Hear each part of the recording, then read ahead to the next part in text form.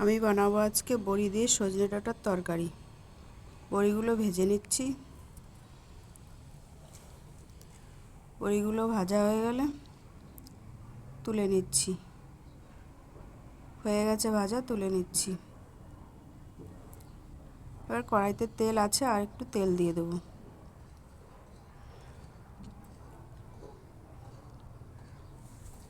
আর একটু তেল দিয়ে দিচ্ছি।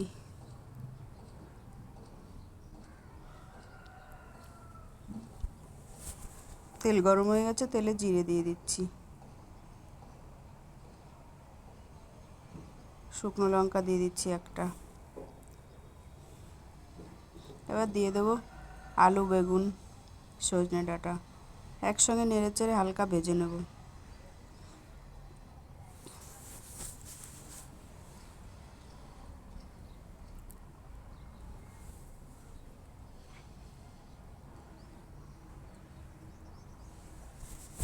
নেড়েচেড়ে হালকা ভেজে নিচ্ছি।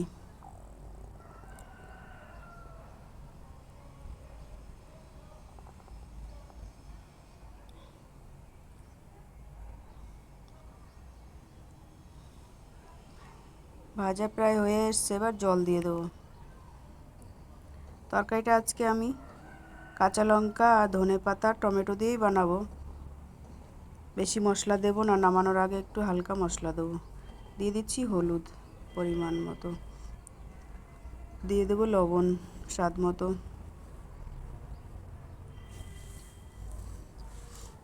শীতের সবজি একটু ধনেপাতা দিলেই ভালো লাগে মশলা ছাড়া।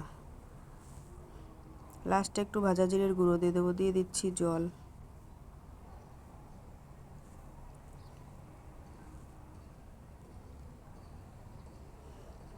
নেড়েচেড়ে বড়িগুলো দিয়ে দিয়েছি, এবার নেড়েচেড়ে ঢেকে দেবো।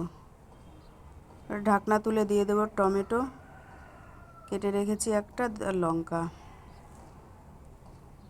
7-8টা লঙ্কা দিয়েছি। এবার আবার নেড়েচেড়ে একটু ঢেকে দেবো।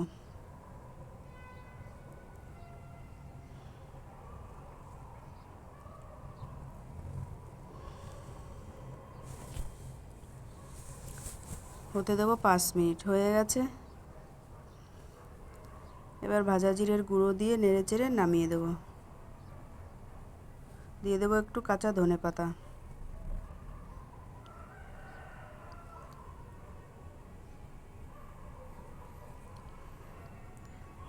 সজনে ডাঁটা হয়ে গেছে আমার সজনে ডাঁটা আলু বড়ি দিয়ে তরকারি।